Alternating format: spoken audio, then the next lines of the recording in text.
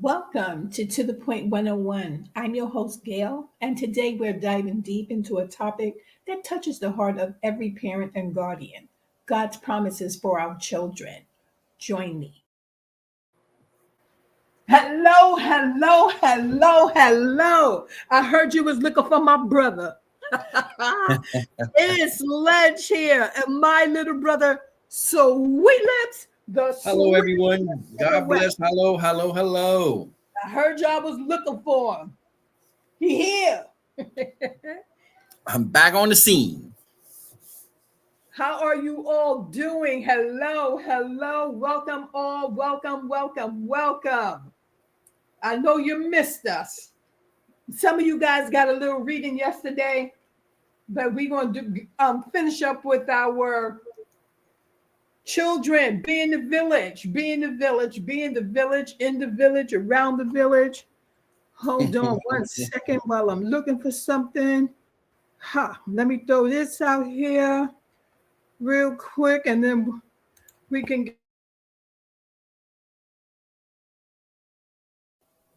Don't forget to shop www.tothepoint101.com for your latest merch. So do not forget. Yeah, don't forget, don't forget, don't forget, don't forget. Hey, and we're going to have some sweet lip teas soon, okay? So not only can you lust for them, but you can wear them, you can wear them, you can wear them, you can wear them, you can put them on your chest and wear them.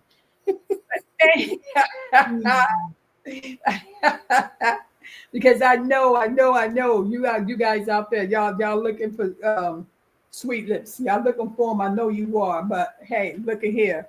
But while you looking for him, look for me too. Okay. So It's a package deal. It's a package deal. you can't have one without the other. You can't have one without There the you other. go.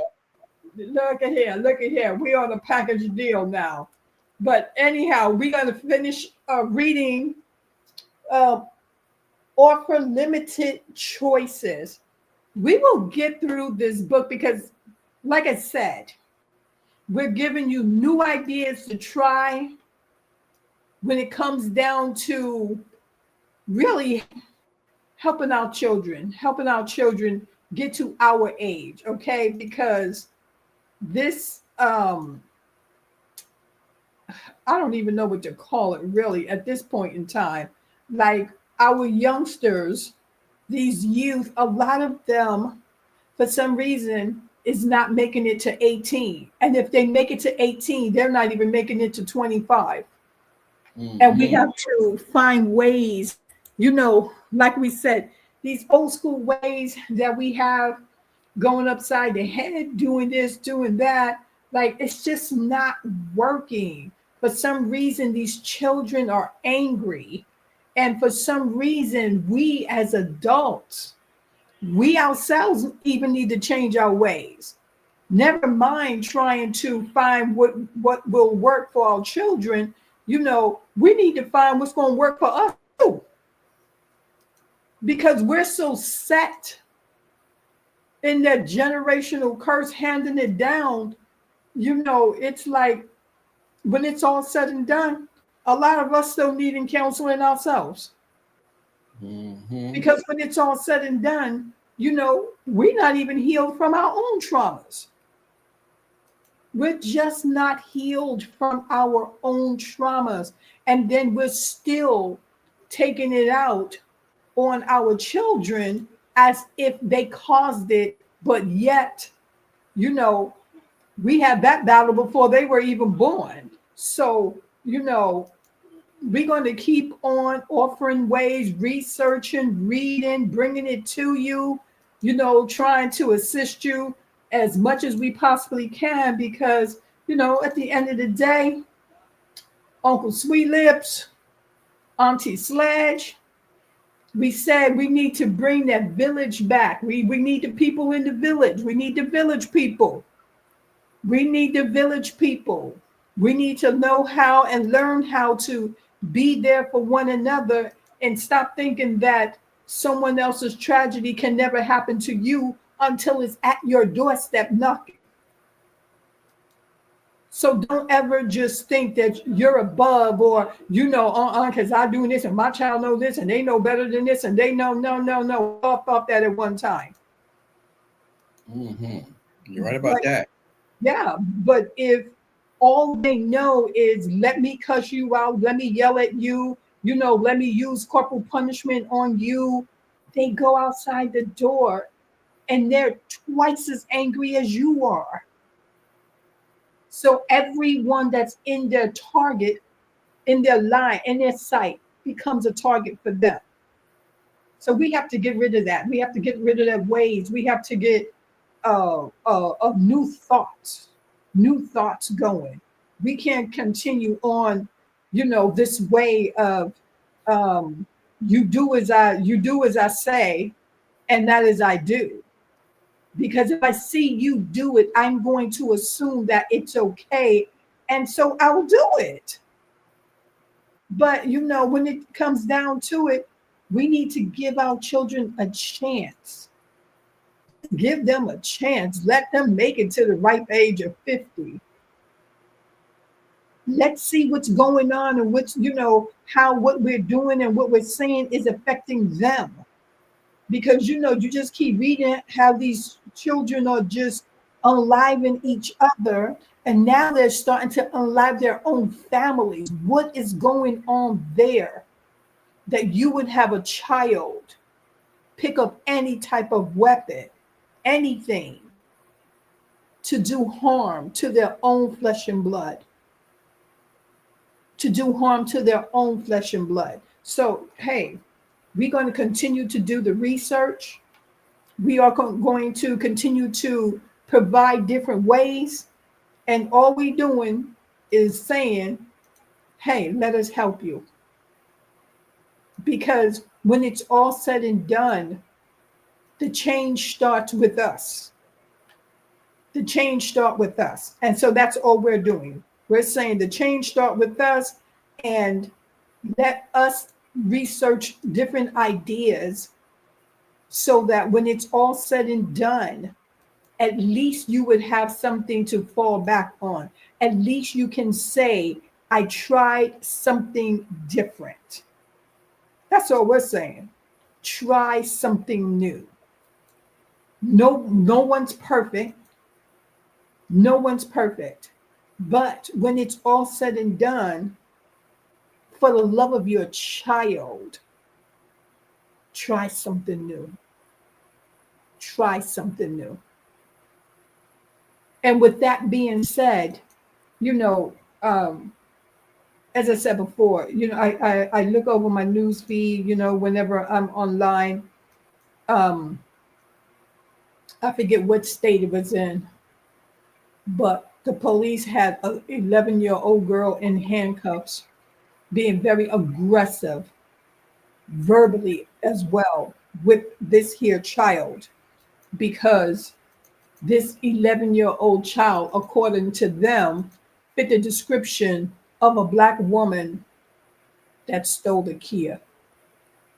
Hmm. And so that would be an adult to me. And so, how do you grab an 11-year-old child and traumatize that child? Like, even there, we still need to get that under control as well. Like, you cannot take a badge and abuse it. And you can't keep running up on these children, traumatizing them. So just imagine they're being traumatized at home, and then they go out, and here it is, an authoritative figure traumatizing them some more. So you see why we have to change our ways, because bad enough they have to go into the streets and face whatever it is that's out there, the unknown, the unthinkable. So just imagine you're traumatizing them. They go outside. The authorities is traumatizing them. Lately it's just been a string of arrests where these teachers are mishandling preschoolers. So just imagine if everyone is traumatizing your child along with you. then who do they turn to? Who will they turn to? This is when they start doing self-harm. And it's just real. And we have to remember that. Like, this is not something that you can just continue to, push it and sweep it up under the rug. We have to realize as adults with our children, they're going to face obstacles, oppositions outside of their door. And imagine if all that you are facing outside your door, that you have to come into your home and go through it again at the hands of someone who gave you birth and said, I love you. It's not fair and it's not right. So, as Sweet Lips and Sister Sledge continue to just provide meaningful tips to me, that's what I call them, because I think we're doing a damn good job. We're here for the children. We're here for the children. We here. We're the beginning of the village. And we're just saying that everybody else needs to step in and do their part. If you see someone suffering, they're going through it, offer some help. And in the midst of offering that help, do not take advantage of someone. Do not take advantage of them. So, with that being said, old Sledge here and my little handsome brother, Sweet Lips, you see the muscles on him? I know you see that picture right there. I know you see the muscles. I know you see the muscles. I know you see the muscles. But I want you all to calm down and stop screenshotting his pictures, looking and kissing on it at night. I know what's going on behind the scenes. I know what's going on. Y'all don't fool me none. Y'all don't fool me none. But it's okay. It's okay. But in the midst of all of that, just remember, okay, we all have a duty. We all need to take accountability for what goes on in our neighborhoods. Let me put this WhatsApp number in for the ones that want to call. Don't be shy. Yeah, don't be shy. Call on in. We don't bite. I see a person put their hands on a woman.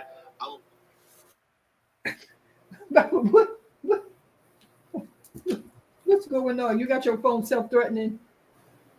Hey, things happen. But when it's all said and done, guys, we're going to keep providing ways. That's it. That's what we are doing. We're just sitting here saying, no. All of this, I'm gonna cuss him out. You know what I mean? I'm gonna give him a boot to the head and all that. We're gonna change that. We're gonna change that. We're gonna change it as much as we possibly can. Okay? New ideas coming. New ideas coming your way. Okay? All righty. Let's read a little bit, because that's what we do here. We read. Now, offer limited choices. Whenever appropriate, give children a choice between at least two acceptable options. The key word here are appropriate and acceptable. There are many times when the choice is not appropriate, especially for younger children. It is not appropriate to give them a choice about whether or not they want to brush their teeth, go to school, hurt someone else, or be in a dangerous situation such as climbing on the roof. Acceptable means that you are willing to accept either option the child chooses, such as save your money or do without, practice the piano or give up the lessons. Like, see how you narrow that down for them. I think today there's just too many options. Yeah. And that's what's confusing them. There's just too many options. Do you want to do this? Well, you don't want to do this. You don't want to do that. What do you want to do? Like, no. We're going to narrow this down. So to me, this makes a lot of sense. Now, go to bed at 8:15 or at 8:30. Put your dirty clothes in a hamper or wear dirty clothes. Some parents are not willing to let their children do without or wear dirty clothes, so they should not offer those choices. And it be the parents. And yet, a lot of times it is the parents, and then they complain later. Younger children respond well to limited choices. If you say, would you like to hold my right hand or my left hand when we cross the street? You decide. Your child feels a sense of power while you are still teaching and protecting. It is especially empowering to add, you decide. You decide. Because let me tell you something. What I know and what Sweet Lips know, there was no such thing as you have a choice. Oh no, what? You had a choice about nothing. You ain't gonna eat at all. That's it. You going to bed at 8? That's it. It's like, do you want to go? You want to go to bed at 8, or do you want to go to bed at 8:30? No. That's right. If you don't eat what's on the table, sure, you can go to bed. Why you think I got practice chewing on my nails? I ain't got none no more. And that was used to be my supper. Somebody come and get her. Somebody come and get her. And it ain't even the choice about, do you want to go to bed at 8 or 8:30? If you're supposed to be in that bed at 8, you best believe by 8:01 you have all kinds of belts coming across you. You think? Shoot, we don't even know what that's like. You come sliding across the floor, you run up in that bed. That part. That part. Like, what does that mean? Oh, I have a choice in this? Like, shoot. You don't even know. No. So all of that, 9 choices? No. But you know what I truly believe also? Speaking of that, and the reason why you should have limited choices and you practice that with them is because when you give them 99 choices at home, they believe that they have 99 choices in the schoolhouse. Anywhere you send them, they believe that they have a right to, okay, you need to sit down, because class has begun. No, can I just sit down later? No, I want to walk around. No, first I'm going to go stand over here. Or, no, first I'm going to go talk to. No. Yeah, I agree with this. Limit those choices. Limit them. Because when it's all said and done, it's doing them more harm than good. Now, as your children get older, the choices need to be much broader, or you invite power struggles. For instance, with a teen, you may ask, would you like me to set a curfew for you, or would you like to be involved in that decision? Most parents tell their teens when the curfew will be without engaging the child in the conversation and listening to the child's point of view. Not only is this disrespectful, but it creates rebellion. Now you see how they start to rebel. So those out there with the teens, yeah, like, do you want me to set the curfew, or do you want to be involved in setting the curfew? Then, you would know, like, you're going to be in this house by 9 o'clock, because really there's a curfew for 10. A lot of states, a curfew is 10. And unless they're, in some type of basketball, baseball, soccer, something that involves, going a little over that time limit, especially during the week, they don't need to be hanging out like that. And this day and time, and with all the crime going on, they definitely don't need to be hanging out like that. And I tell you another thing, which is crazy, is that when people just send their kids to the mall and say hang out, but they don't have a dime in their pockets. What are you doing at a mall? You have no money for the mall. And you don't need to window shop. No, go online and look at what you want and let me know. But to me, if your child has no money, but yet they are up at the mall, that is a sign of trouble. Because you're meeting up to do what?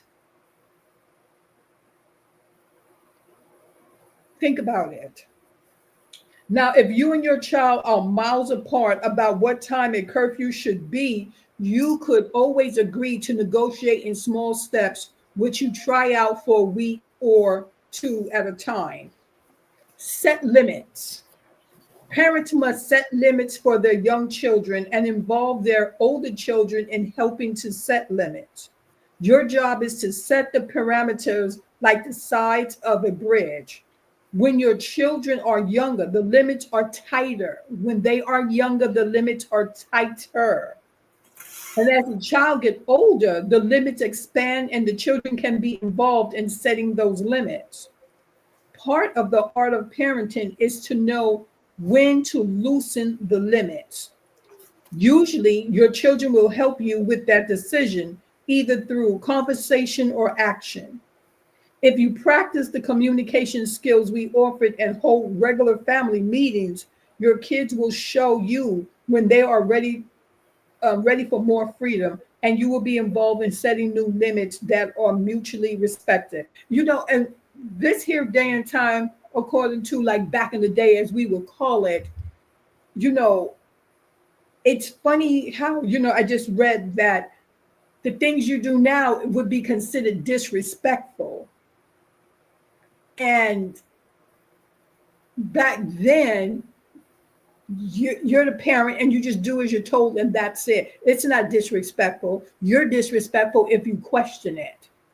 Do you see how the difference is now, Sweet Lips? Mm-hmm. Like, you see how the difference is? Just imagine your mom telling you to do something. You talking about, well, I think you was disrespectful to me. How many teeth would you have left? How many? How many? What would Probably that wings ribbon in sticking your out. ear sound like?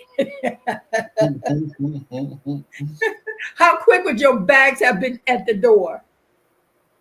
Quickly, How quick would your bag quickly, have been at the door? quickly. First of all, You, I wouldn't even have the nerve to even think about saying something like that. you go and say it to each other. That's where you go. You go to your siblings like, did you hear what she just said? You know what I mean? And you just really sitting there and you rolling your eye. Well, I should have just knocked her head off. She lucky I didn't kick her. Like, you know what I mean? You Mhm. really be sitting back there talking all that mess to the siblings. Wow. Now, if you observe your children, you'll see that they push the limits you have set over and over in spite of any consequences. Often your kids are ready to take on more responsibility before you are ready for them to have it. An example of this is the mother who taught her son how to cross the alley carefully, always looking both ways for cars while holding her hand. One day he told her he could cross the alley without her help.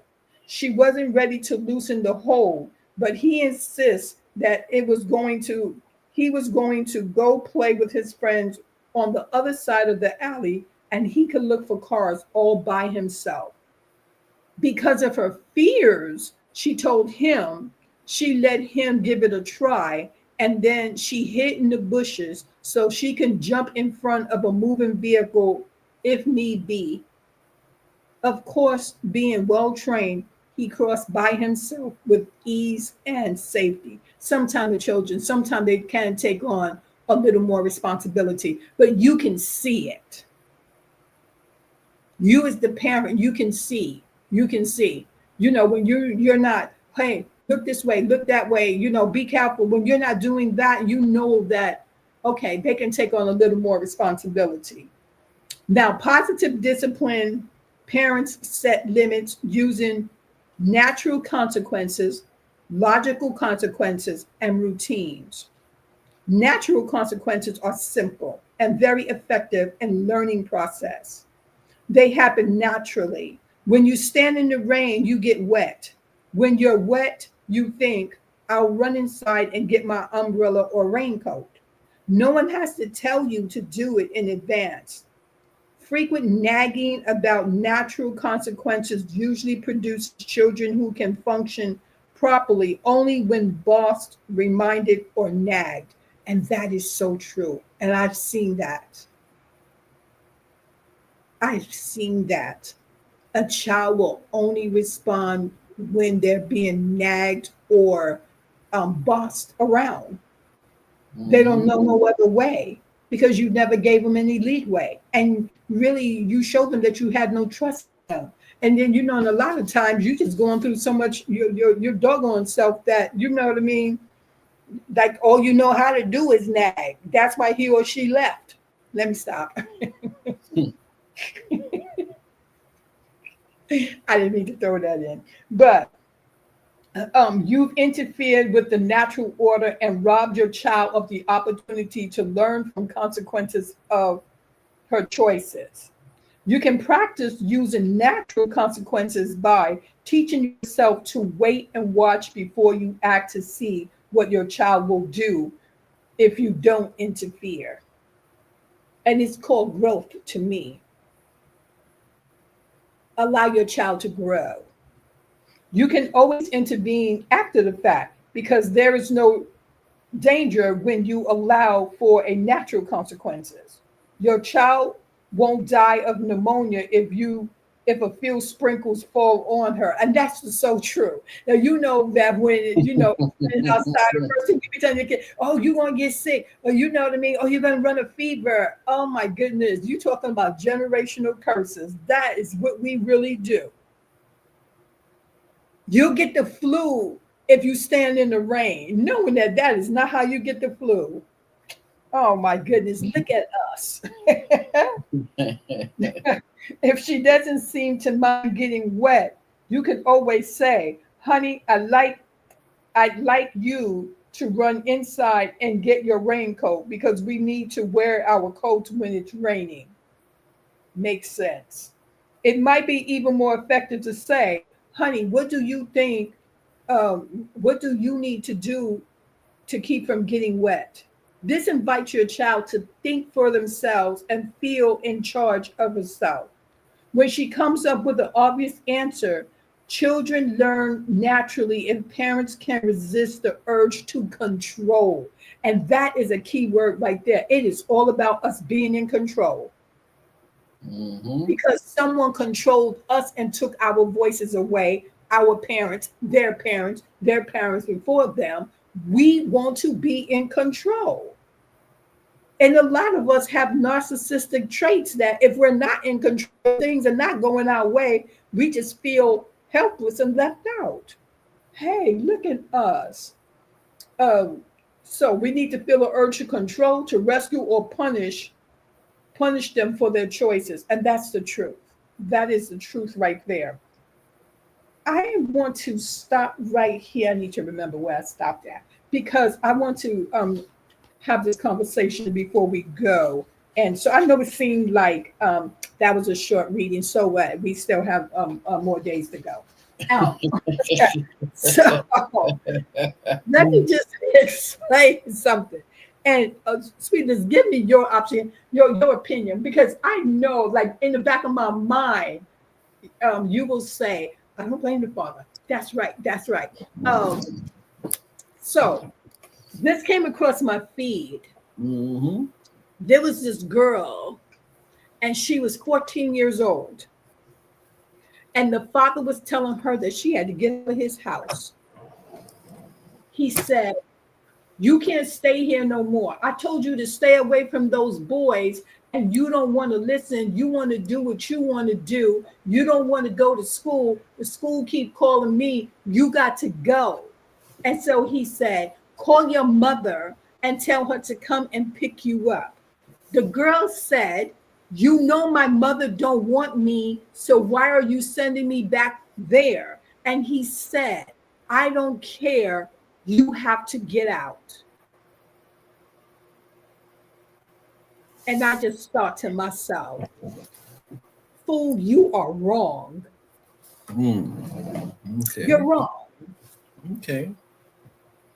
Okay. Now, sweet lips, now what is I hear you? Okay. Okay. Okay. I'm gonna give my opinion here. I'm gonna say this. I agree. The father is wrong. First of all, I'm not putting my daughter out in the street. Second of Right. all, if I wanted her to go to her mom's, I would have called and me and her mom would have sat down and we would have talked about this. I'm not putting out in the street. Now, on the other hand, she's old enough to know better. You know your moms don't want you, so you hear and you have an opportunity to get your life together. And I just tell you, I just want this simple thing from you. Why can't you do it? But see, I ain't about putting out in the street. I'm about putting the pause on it. I got to put the pause on it. I got to. See, and I know some people, see, they love what Sweet Lips said because not everybody, it's not, yeah, but sometimes there are situations that you just got to do some discipline. You just got to. Because I feel this way. If you don't, and everyone is different, and every child is different, that child will always feel they can get away with things. They will start to be more disrespectful. They will start to do, and that's just my opinion. I'll say it again, and I know I got my fans out there that agree. Sometimes every child is different, but putting it out on the street, I wouldn't do that. Not to my daughter. No, I'm not doing that. Can't do it. Can't do it. But you got to do something to let her know, hey, you can't be getting away with what you're doing, and I'm telling you to do this, and you just gonna go upon yourself and be like, oh, I'm gonna do what I want to do. I mean, there's got to be a consequence behind that. But putting it out, that ain't it. Right. Now, let me tell you why I say he is wrong. Because number one, that child is 14 years old. You are responsible technically for that child until at least she 18, 19. You can carry on her on your insurance until you're 26. That's if the new peoples don't come in to office and change all that. But still, you are responsible for her. So there is no putting her out. Now, you have to think, like, where did you go wrong as a parent that she was willing to challenge her mother? Because if she was with her mother and then her mother had to send her to you, it just seemed like the mom and the dad was never on the same page. Now, somewhere along the line, you have introduced this girl to a certain lifestyle. And in that lifestyle, she's holding on to it because that's what's comfortable for her. Now, he said, you always up in these boys' faces, and I tell you to stay away from these boys. Now, what is she looking for in a boy that she did not get that confirmation from in her father?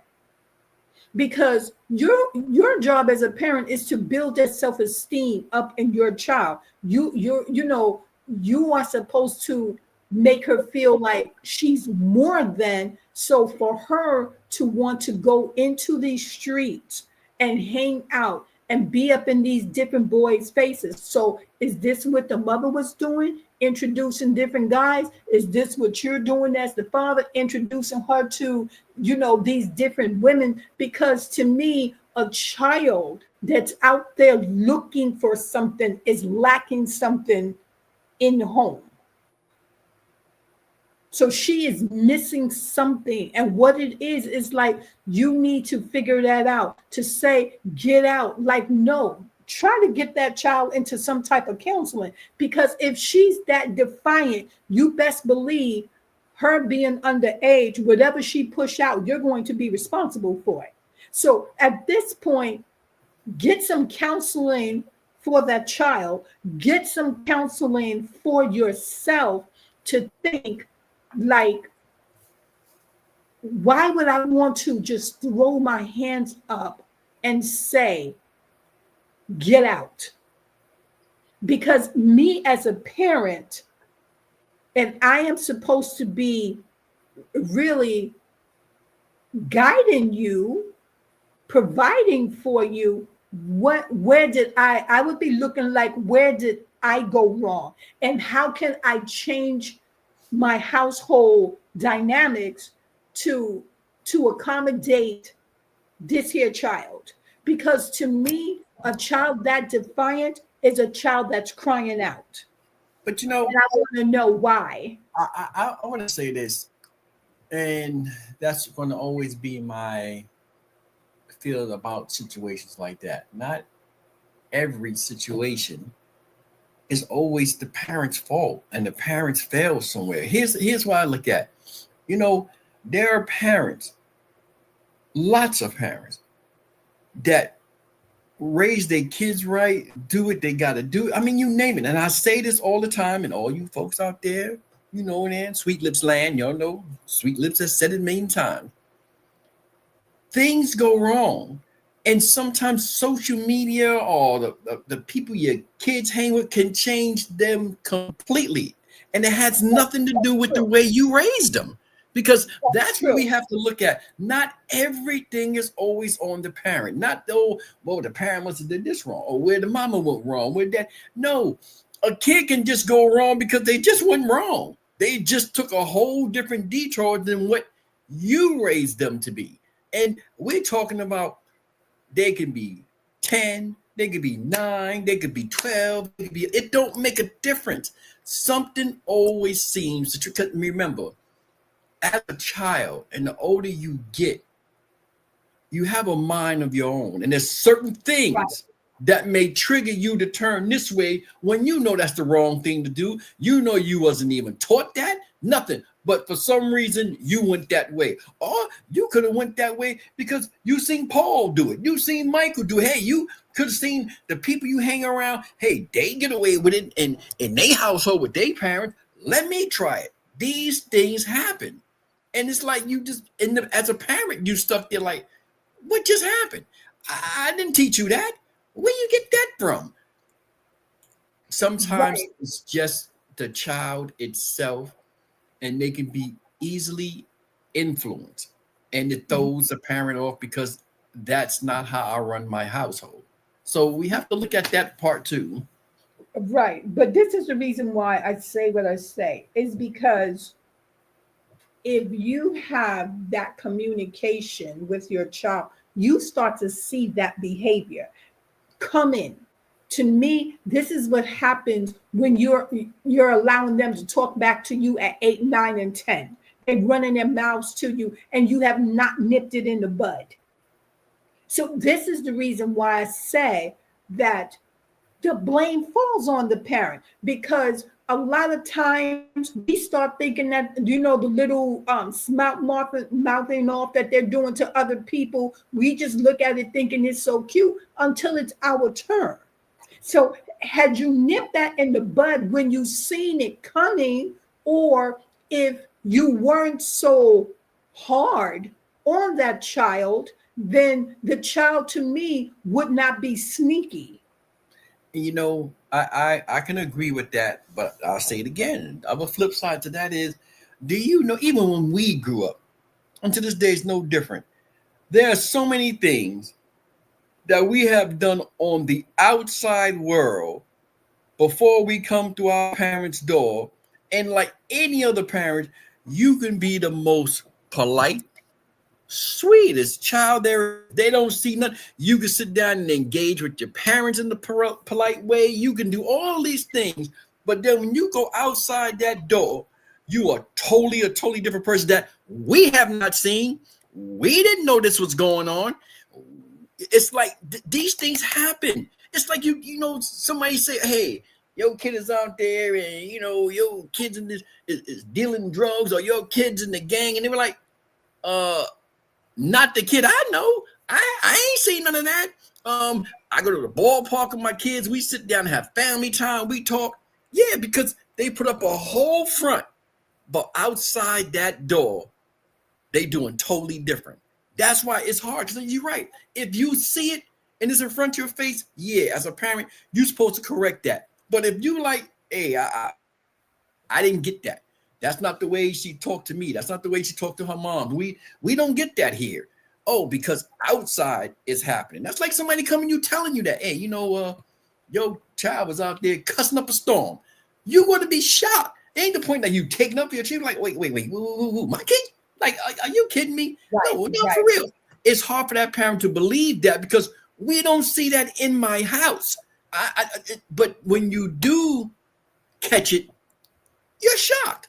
You're shocked. You're angry. You're like, whoa, how do we not? What do you know? It's outside your house. When they're inside, they're around you. They're the sweetest things that there is. You have no idea your child's out there doing that. You know your child was out there stealing. I mean, you had no idea. So we have to look at that part too. But if you see it, I agree. If it's right there in your face, yeah, you're supposed to take care of that. Right. And then when someone comes to you, let me tell you something. If more than one person is telling you, and a lot of times it's going to come from the teachers that they have that interaction with, on a regular basis. To me, when you get those type of parents, because you have some type of parents, and they be like, "Oh no, no, not mine, not mine, not mine." You better recognize, because not everybody can be lying on sweet Polly purebred. Everybody can't be lying on them, and then that's the point that you're supposed to step in and say, and level some type of punishment down, because that behavior is not acceptable. And what you say there is true. You have some children, they have been given everything that they can possibly want when it comes to materialistic things. But when it comes down to the love itself, it's missing, it's lacking. And some of our children, whether we care to admit it or not, a lot of times, those generational curses, they are handed down, whether it's with mental illness, whether it's with sneakiness. And like I said, it comes back to, and you guys keep hearing me say it over and over and over. If you truly don't believe that there are demonic spirits, when you are, I want to say, into your spirituality, and the devil cannot get to you, your children, the dog, the walls, I don't care what it is. It's who they will go after. And in situations like that, you know what I mean? That child is needing counseling. And so, we look at it, and sometimes people, first thing they want to do is really do label that child as a problem child. And that child is fighting. It's a spiritual warfare on that child. It's spiritual. It's spiritual. A lot of us carry these generational curses. And when people go, oh, a curse was put on this family, and people don't believe it. But when it's all said and done, these things are true. Because like Sweet Lips say, you can just raise your kid and you do the best. And when they're in your door, you see one thing. And when they go outside that door, they are being led astray.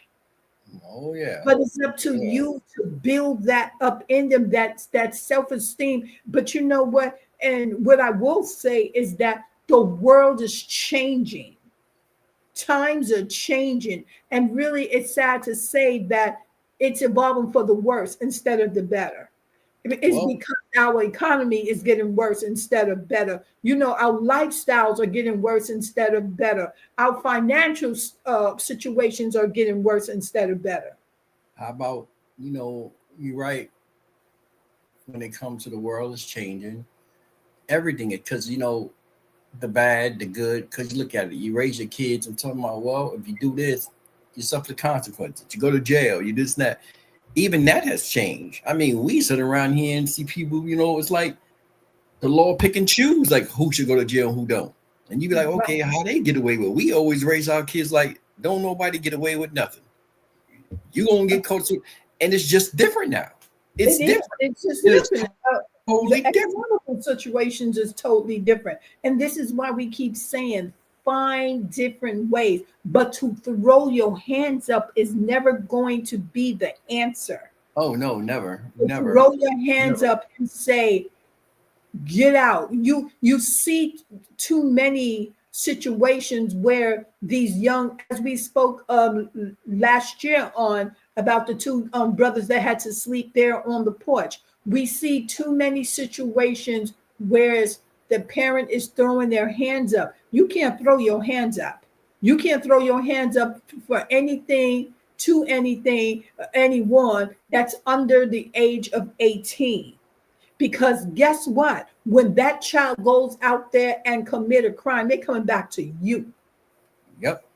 They want to know why, and why haven't you reached out to any authorities, which is crazy because then when you reach out to the authorities, they overstep their power.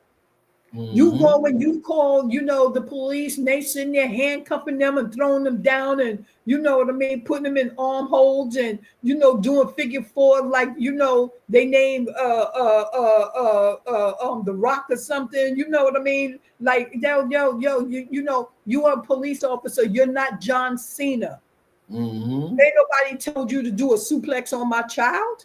So even when you cry out for help, and this is the reason why you cannot throw your hands up, because when you start depending on the law and state authorities to step in, they're going to handle that totally different. They're going to make it seem like in your child eyes that you were the bad one and you never gave them choices. And this is where the government is wrong. When you step into these situations and then in that child's eye, you try to make it seem like that parent is the bad guy. Even though there might be some parents out there, because you got a lot of them out there abusing their kids. You know what I mean? Beating them Yeah. down, doing all of this, breaking the arm and all of this craziness. But when it's all said and done, you have to see what is going on. You have to observe a little harder. You have to step in. You have to take action. You have to get help when it is needed, not when you say, I don't want nobody in my business, so I'm not going to say anything right now. You got people looking at me, and next thing I know, I'm all on the news. And it's like at that point, it does not matter. And this is the reason why we continue to try to help implement new ways, try something different. Because, like I said, there is no need that, to me, and I'm just speaking my thoughts, that we have more children in the grave than we have adults at this point. I There's agree. just no way. Watch who you have around your child, because a lot of times a rebellion can come when that child is introduced to a new situation, a new family, a man that's not even the father, and you can't see or feel what your child is going through. You cannot like disregard and ignore your child's actions around this new person, because a lot of times when these kids are being unalived, it's by the boyfriend or girlfriend, and then the next thing you know, your child is running away. And that's how come we have to be careful and allow everyone to get the healing that's needed when a family break up before you introduce someone new. Because for that child to rebel, to me, something new came along. Mm-hmm. Like whether the father got a new girlfriend and he is spending more time with the girlfriend, or the mother have a new boyfriend and she's spending more time with the boyfriend, and you know what I mean. Sometimes we just don't allow for that child to adapt to a different situation, because we are in control, as we just read, and we want to be in charge of everything, and it's my way or the highway. What we are saying is take our time, take our time, put the focus, put our attention where it is needed. Look at the different changes that your child, the eating habits are off, sleeping habits are off. Suddenly your child is a recluse, suddenly your child hates school. Go investigate what's going on at that school. And like I said, the sad part about it all is that you just have some of these parents out here working 2 and 3 jobs just to make it. So our economy plays a big role. And then, we just hand them these phones and these computers and say, go online and do what you want to do. You need to monitor all that. Because as Sweet Lips said, there's a lot of influences going on. Mm-hmm. There's a lot of influences going on. They want to keep up with the latest shoes. They need the latest pants. If it ain't got a label that says, Gucci or Prada, then it's never good enough. So now I'm going to go and steal. And this is the reason why we should not be taking labels and acting like, oh no, you're gonna have to wear Gucci. Well, damn, you don't have it on layaway for 2 years already. Then they didn't need it. Stop living outside your means, because then when you don't have it, the child is still looking for it. Mm-hmm. But you don't have it. Or if a household breaks up, you know what I mean? It's like, still stay in communication for the sake of that child. Like every time that child see you two together, that child should not see you going at his head and he going for yours. And now your man come wanting to fight him, or your woman coming wanting to fight her mother. You know what I mean? It's like, we have to put the child first, because again, no child asked to be born. This was a choice that was made by you and that partner. And Mm-hmm. a lot of times it was all a one-way street. It was, oh, he looked good and he has some money, so I'm gonna try to trap him with this kid.